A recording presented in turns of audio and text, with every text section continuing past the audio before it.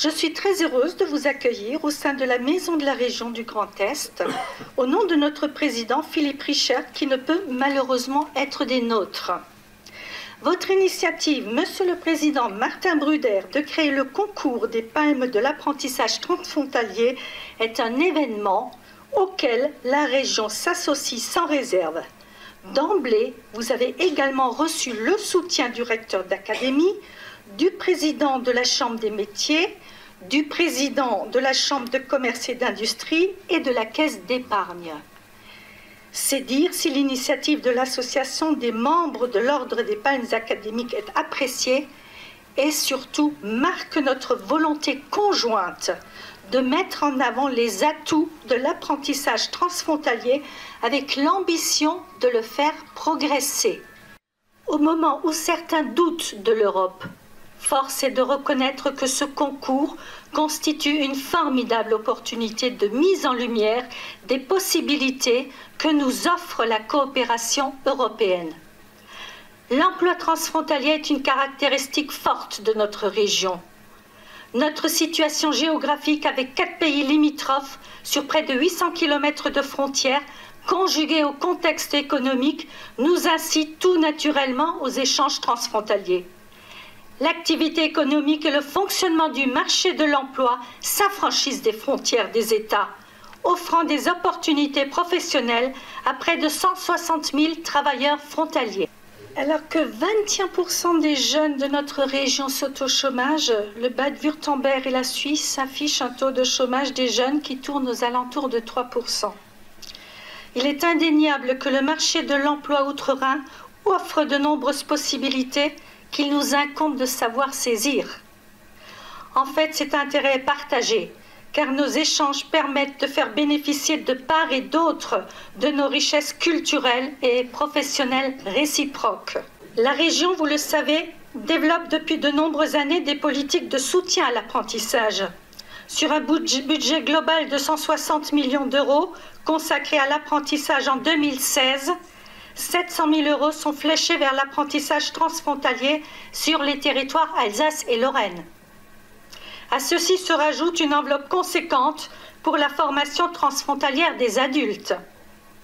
Ce soutien, la région a tenu à le formaliser au travers d'accords cadres fédérant de multiples acteurs institutionnels des deux côtés du Rhin.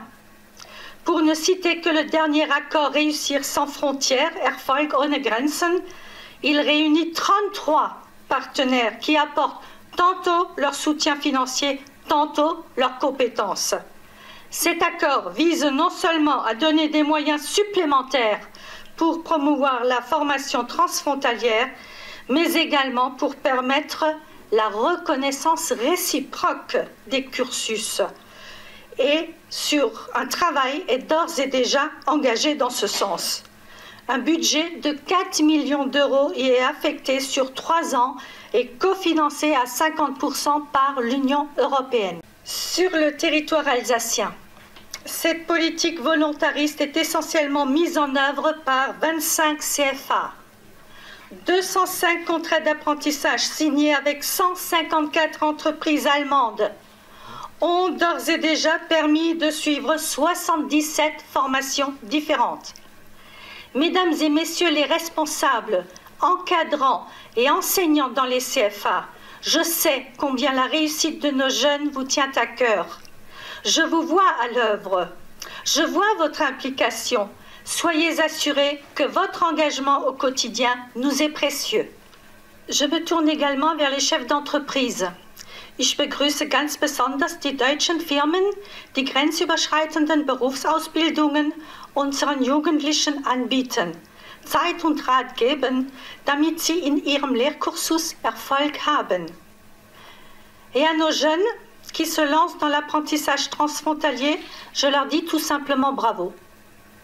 Car ce n'est pas toujours facile de surmonter les appréhensions liées à une langue et à une culture différente. Ici, dans cette zone frontalière, votre choix de l'apprentissage en Allemagne prend un relief tout particulier. L'Europe n'est pas quelque chose d'abstrait ou de virtuel, mais pour vous, il s'agit d'une réalité quotidienne qui témoigne de votre capacité à vous ouvrir à la culture d'autrui. Les parents ont un rôle essentiel dans l'accompagnement des jeunes dans leur orientation professionnelle.